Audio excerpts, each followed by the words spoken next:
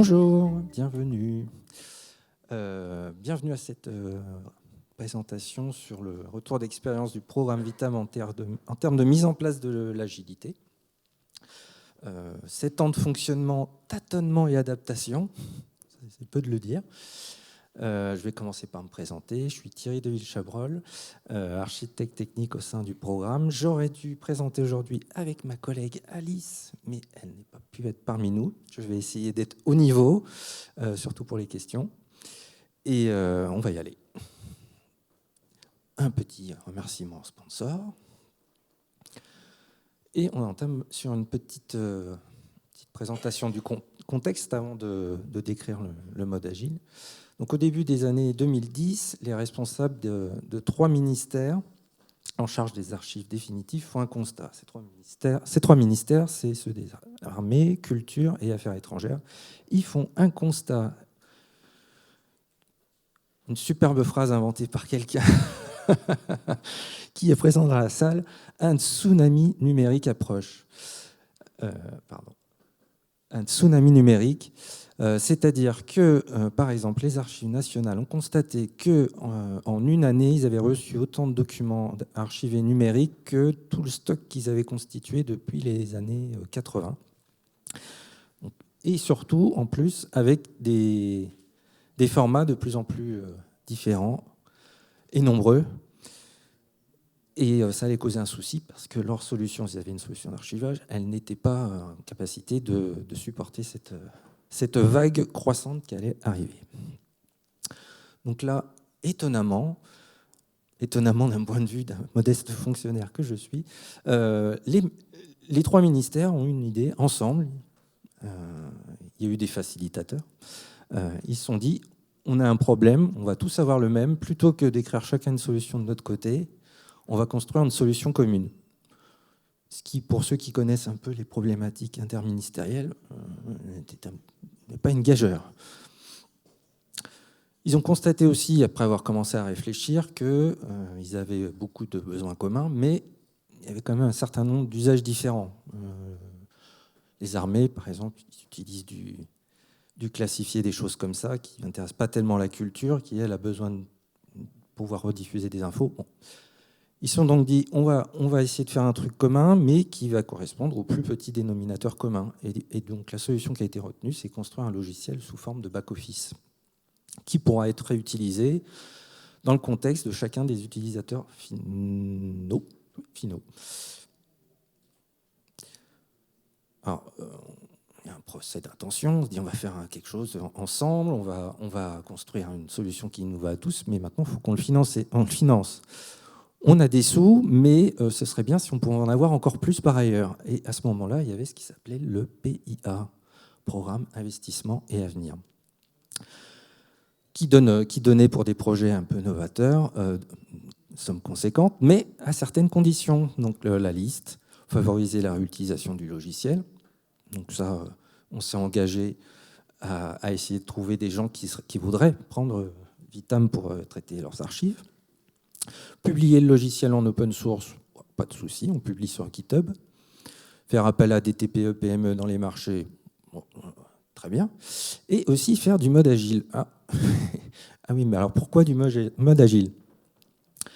Est-ce que je l'ai après ? Non, on va rester là. Vous avez peut-être entendu parler à ces époques-là de certains gros projets qui avaient connu quelques difficultés au bout de quelques années et qui se sont arrêtés brutalement après avoir dépensé des sommes très, très, très, très, très conséquentes et qui ont donné une mauvaise publicité. Et tous ces projets, ils étaient en cycle en V, il ne faut pas se le cacher. Donc là, l'idée, c'était, on fait un logiciel, on le développe par petits bouts en mode agile et on commence à faire un MVP, une V1. Et si elle est bien, on continue, mais sinon, on s'arrête là, on ne dépense pas plus de sous. Voilà, c'était ça la condition. L'agilité, ça permettait aussi de se rapprocher au plus du besoin de l'utilisateur, bien entendu. Mais ça, on le verra après. On devra aussi se mettre à faire de l'agilité à la petite échelle. Pourquoi une petite échelle ? Parce que le programme Vitam, tel qu'il a été construit, est une petite entité autonome, quelque part une espèce de petite start-up cofinancé par les 3 ministères, qui a son budget, sa direction, sa gestion financière et ses développeurs, etc. Et donc, à cette petite échelle d'une trentaine de personnes, on s'est tous mis à travailler en agile, quel que soit le niveau, du directeur jusqu'au modeste exploitant que j'étais à l'époque quand je suis arrivé. J'avais pas de salopette. Ça aurait été mieux peut-être parfois. Donc on a entamé d'abord une phase projet qui allait durer de 2015-16 jusqu'à 2020. C'est ça. Hein. On a commencé par collecter le besoin auprès des utilisateurs. Donc on a organisé des Moscos, je ne sais pas si vous êtes tous familiers, bon, je pense, hein. Et on a construit une story map pour les débuts du programme. Donc là, on a impliqué des archivistes, des gens du métier, de tous les ministères concernés. Et on s'est appuyé aussi sur une équipe au sein du programme, une équipe dite admin, qui comportait des gens du métier déjà. On avait le PO au sein de l'équipe admin et des archivistes issus de chacun des ministères qui étaient capables de transmettre le besoin au plus proche des développeurs. Bon, ça, je pense que ça a été quand même un facteur de succès, de mon point de vue. C'est à tel point que ces gens du métier ont été à l'origine, par exemple, de faire créer des outils dédiés à la recette. Au début, qui étaient juste des outils internes comme ça pour faciliter la compréhension du simple utilisateur du back-office qui répondait que par API au début, bien sûr. Et ces outils, au final, ils sont devenus pérennes et ont été diffusés. C'était important. Ça a permis d'avoir une meilleure prise en main de l'outil ensuite dans chaque ministère quand il a été déployé. Après, on a construit un réseau d'utilisateurs, contributeurs. Alors là, il y a une belle slide. Hein. L'idée, en gros, c'était que l'outil, ce ne soit pas une vision étriquée, mais qu'il soit le reflet d'une vision partagée sur l'usage des archives numériques. Je ne vais pas vous lire tout le détail de la slide, ce serait un peu fastidieux, mais pour ça, on a mis en œuvre un certain nombre d'ateliers, on le fait toujours d'ailleurs, qui permettent à tous les participants de nous remonter les besoins, d'alimenter la réflexion, le backlog, et d'enrichir toujours plus l'outil pour que ce soit vraiment quelque chose qui soit opérationnel et corresponde aux besoins métiers, au plus proche du besoin métier. Donc, depuis 2014, une centaine de réunions de travail du point de vue métier, c'est pas mal. Il y a l'équivalent du point de vue technique aussi. Hop. En parallèle de ça, c'est bien de prendre le besoin, mais il faut quand même qu'il y ait des gens qui travaillent après pour les mettre sous forme électronique. Et donc, on a travaillé à l'organisation. C'est là qu'on va commencer à arriver à l'agile. Et au dimensionnement des équipes. On a dû travailler avec des marchés. On a une équipe admin en bas à droite, constituée de fonctionnaires comme moi, qui devaient faire marcher ensemble des différentes équipes qui seraient fournies par des prestataires de marché, les fameux TPE, PME de tout à l'heure. 2 équipes de dev, une équipe d'intégration, et chaque petite case, c'était un titulaire différent, donc une entreprise différente. Donc c'était façon puzzle, éparpillé dans Paris façon puzzle. Il a fallu mettre ça en place au début, pas forcément évident. Et il a fallu dimensionner les équipes. Bon, les équipes de dev, assez classiquement, un business analyst, un SM et 4 devs. Bon, ça a évolué après. Vous voyez que le SM, il est posé quand même sur l'image, comme toujours. Définition des rituels. Donc, on a décidé de travailler en Scrum. Donc, les rituels classiques. Une durée de sprint peut-être plus longue que ce qu'on peut voir habituellement. Nous, on tourne sur 3 semaines. Là, on en est au 107e quand même. Daily, weekly, les grooming, etc. Et en fin de sprint, classiquement, une démo rétro. Alors, on lance les devs. Et comme je disais tout à l'heure, quelques sprints pour arriver, un certain nombre de sprints pour arriver à MVP, la V1, qu'il a fallu faire valider. Si je suis là aujourd'hui, quelques années après, c'est que c'est passé.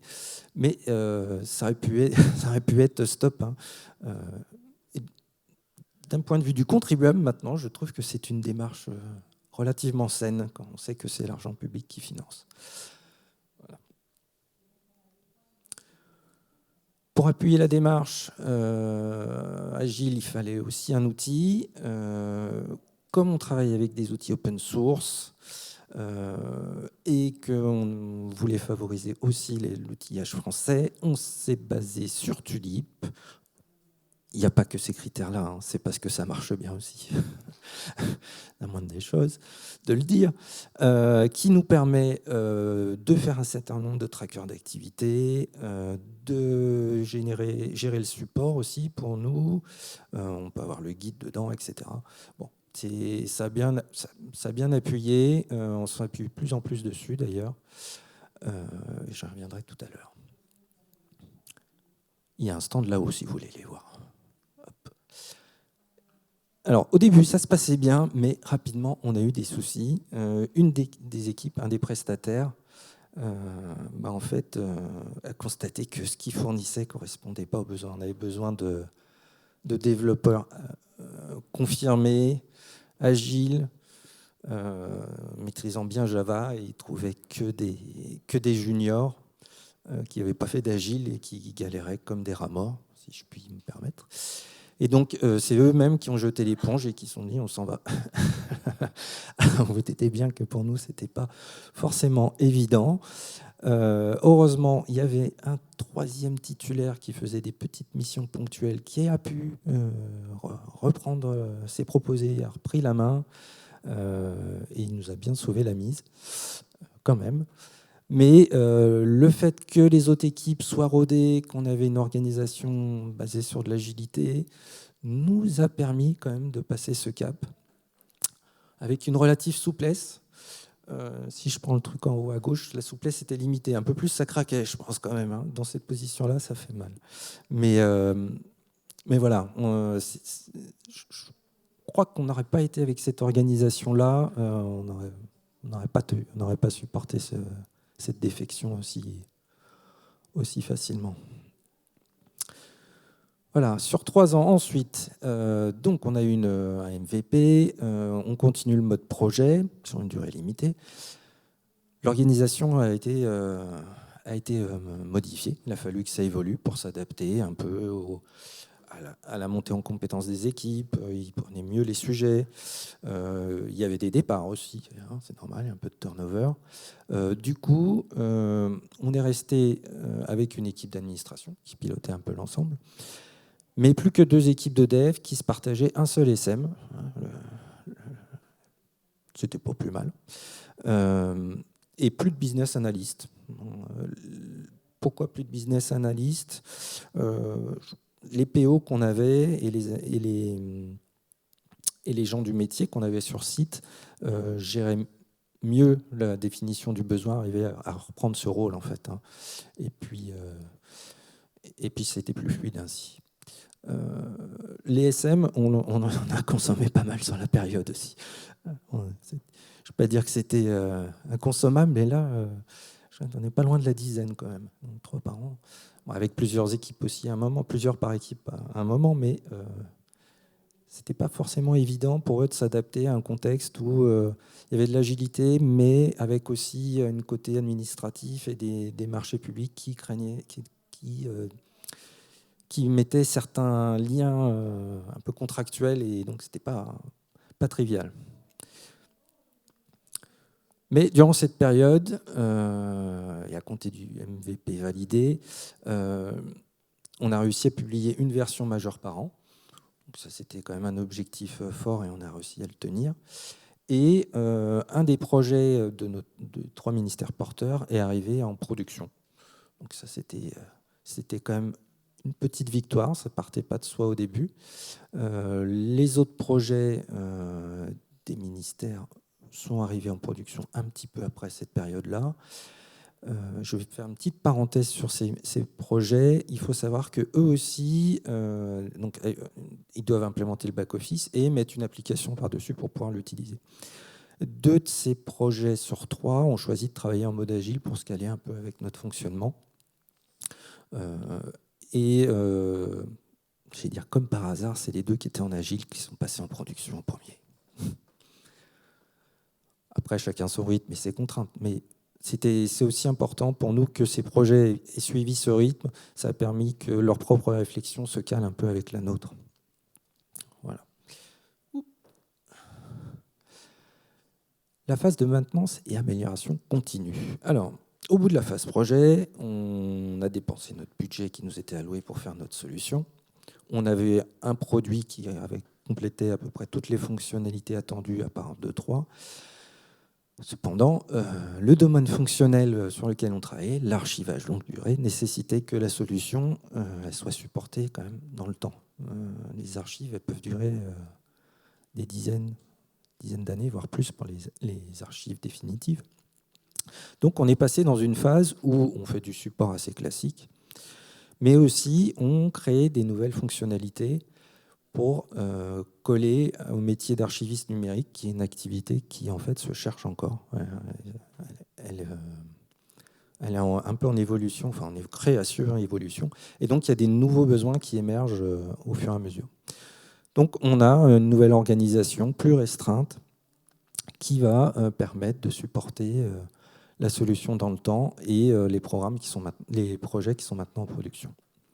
Donc du support, continuer d'étendre le périmètre fonctionnel, apporter des évolutions techniques nécessaires, tout simplement quand il y a des failles de sécurité, par exemple. Je ne sais pas, pour ceux qui sont les plus techniques, si vous avez entendu parler de Log4Shell, c'était sympa. La Mac avait son petit grain de sel à jouer. On a changé de marché. Là, ça a été délicat. Parce qu'il y avait un changement d'organisation, moins de budget plus limité. Donc, outre l'équipe d'admin, il n'y avait plus qu'une seule équipe de réalisation, avec 4 devs, un QA pour les tests et la recette, un SM et 1 ou 2 DevOps, alors qu'on avait 4-5 avant. Ça n'a pas été évident. Parce que on a conservé les devs, c'était ceux qui étaient pour certains sur place avant, mais toute la partie technique, elle est partie avec le changement de marché. Donc il y a une partie de la connaissance qui s'est un petit peu évaporée. Et on le verra après, évidemment, c'était en milieu du Covid. Ça n'a pas facilité les choses. On a pu quand même s'appuyer sur la nouvelle équipe pour essayer de définir un nouveau mode de travail. On a essayé de passer en Scrumban pour pouvoir supporter la montée en puissance des tickets de support, qui n'étaient pas encore tellement importants du moment qu'on était dans des phases de dev et les projets pas vraiment en production. Mais ceci étant maintenant arrivé à terme, il y a des gens qui nous demandaient des tickets. Et c'est les mêmes personnes qui doivent les résoudre. Donc on a essayé le Scrumban, ça n'a pas été un franc succès de notre côté. Ça n'a pas tellement pris au niveau des équipes en fait. Mais bon, voilà. Ça, c'est un exemple du tableau qu'on a fait dans Tulip, à nouveau, qui permet à chacun de voir où sont les tickets, dans quelle colonne, et quels sont les éléments qu'il peut prendre en pool dans le mode Scrumban. Donc une période délicate, je le disais tout à l'heure, un départ des personnes sachantes, donc ça fait un peu mal. La période de recouvrement durant le premier confinement, ça c'était pas sympa quand même. Ça aurait été plus pratique en présentiel. Heureusement, j'ai envie de dire, il y avait... ça on le verra après, j'allais dire un truc bête. Il a fallu recalibrer le fonctionnement en fonction des nouvelles équipes et du travail confiné. Évidemment, certains rituels, c'était moins commode à faire en distanciel. Je pense que vous avez connu ça pour ceux qui pratiquent l'agilité. Et l'appropriation difficile du Scrumban, on a doucement reglissé vers du Scrum, en fait.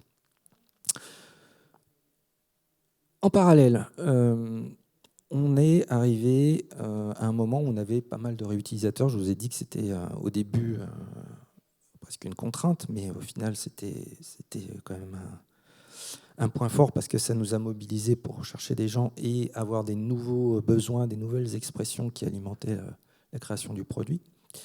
À la création de la MAC, là, le club utilisateur, il contenait 15 membres. Au début, on devait en trouver 5. Donc déjà une quinzaine, c'était pas mal. On a largement dépassé l'objectif. C'était ouvert au ministère et aux entités publiques comme les ministères qui nous portaient dès le début, mais aussi aux acteurs privés. Donc on a des ESN qu'on cherche à faire rentrer dans le game, j'allais dire, pour qu'elles soient fortes pour supporter les projets d'intégration de nos partenaires et qu'elles portent bien le bon discours surtout, qu'elles maîtrisent l'outil et ne fassent pas seulement du marketing. Et des entreprises spécialisées dans l'archivage numérique, des entreprises privées qui ont pris notre produit. En parallèle, on a étendu le périmètre du programme parce qu'on s'ennuyait. Non, je plaisante. En fait, il y a des ministères qui ont souhaité mettre en place notre solution, mais elle requiert un certain niveau de compétences techniques et il y a des besoins qui sont nécessaires pour pouvoir mettre en place un on-premise et ils ne pensaient pas être capables de le faire par eux-mêmes. Donc on a été un peu aiguillés par ces ministères à essayer de proposer une version SaaS du produit qui s'appelle VAS. Du coup, on s'est lancé là-dedans avec d'autres ministères porteurs qui nous financent du coup, mais ça nous a amené à devoir développer un front office aussi pour notre solution. Parce que, je vous rappelle, on avait un back office, marche avec des API, il faut quelque chose au-dessus pour l'utilisateur. Donc là, on s'est lancé dans le développement de ce truc-là, et du coup, il a fallu qu'on se revoie un petit peu, revoie notre organisation. Ça n'a pas été évident à ce point-là non plus, parce qu'on a travaillé en mode contributif.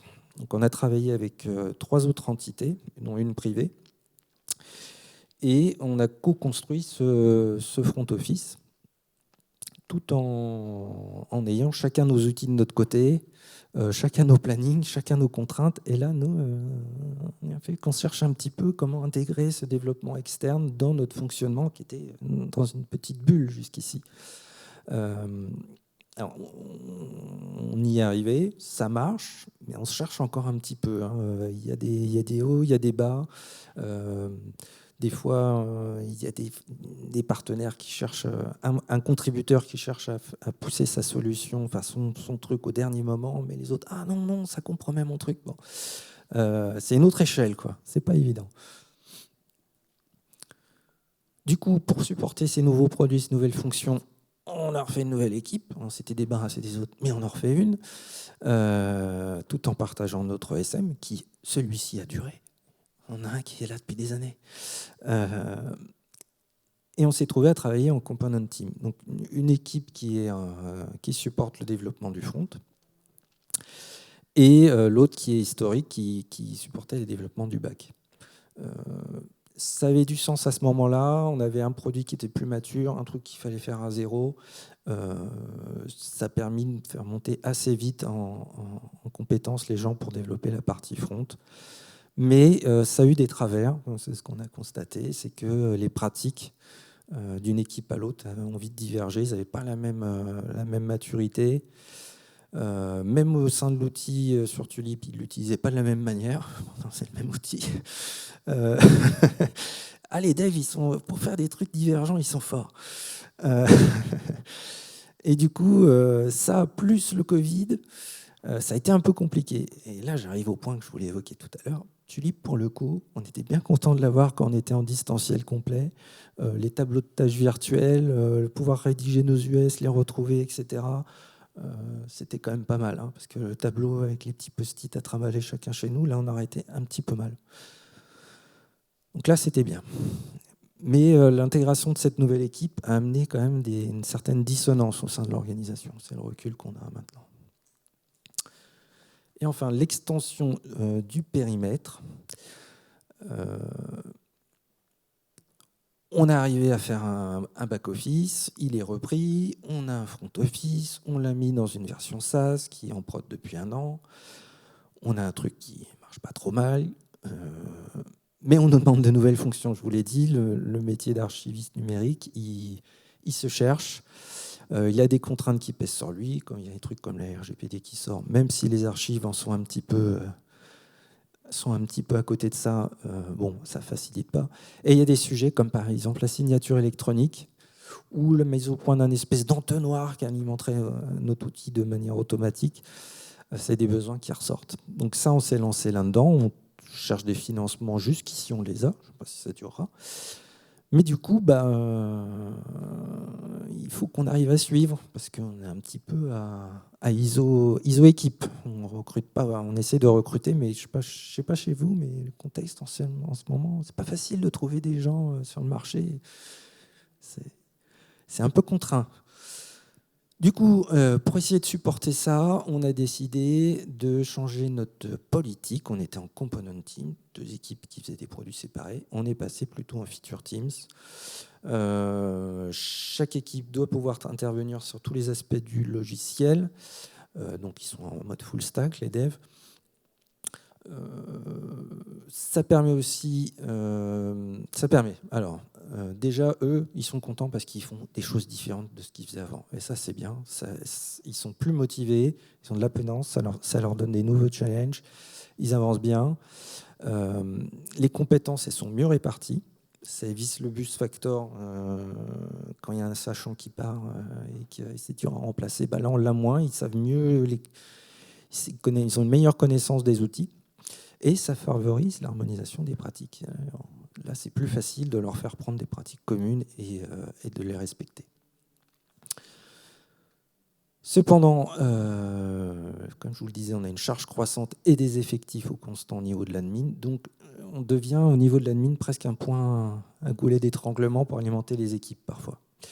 Donc, on travaille aussi sur l'organisation de l'équipe d'admin pour qu'on soit capable de donner une meilleure visibilité aux équipes, pour qu'ils sachent où ils vont, qu'est-ce qui est prioritaire. Parce qu'on l'a parfois on le perd un petit peu de vue sur un projet qui a 5-7 ans d'histoire. Et redéfinir un petit peu les rôles de chacun. J'ai vu ce matin, il y avait une présentation qui évoquait un petit peu le même sujet. On travaille là-dessus. Et tout ça, quand même, à budget et RH constant. Autre challenge, arriver à concilier les activités de développement, de support et de production avec un nombre fortement croissant d'utilisateurs. Parce que la semaine dernière, on est passé au 50e réutilisateur. Et tous ces gens-là n'ont pas la même maturité, la même utilisation du produit, mais tout ça, ça fait un volume de support et de questions qui est plus du tout le même. Et donc, nous, il faut qu'on s'adapte. Et ça, on se cherche un petit peu aussi actuellement. C'est le gros challenge. C'est pouvoir répondre au mieux aux besoins de l'utilisateur en dépensant le moins de sous possible, les sous publics, et en étant le plus efficace possible. Et heureux au travail aussi, comme on le disait tout à l'heure dans une autre présentation. Voilà. Au final, en 7 ans, l'organisation agile, elle a porté par un ensemble public-privé avec un nombre d'équipes et de missions variables. La crise Covid, je pense qu'on s'en serait tous passés. Changement de politique, ça c'est propre à l'agile, il a fallu s'adapter, on a essayé de le faire. Même si parfois les équipes sont un peu rétives, ce qui est normal.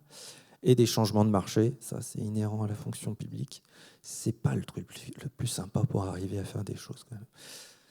Voilà, mais jusqu'ici, on a toujours pu produire un logiciel adapté aux besoins de l'utilisateur et désormais, on en a quand même une dizaine qui sont en production, y compris des gros comme la CNAM, qui sont une locomotive pour nous et qui nous emmènent toujours plus loin, parce qu'ils veulent aller toujours plus haut, toujours plus d'archives. Voilà. C'est tout ce que j'avais à vous dire. Si vous avez des questions, je vais essayer d'y répondre.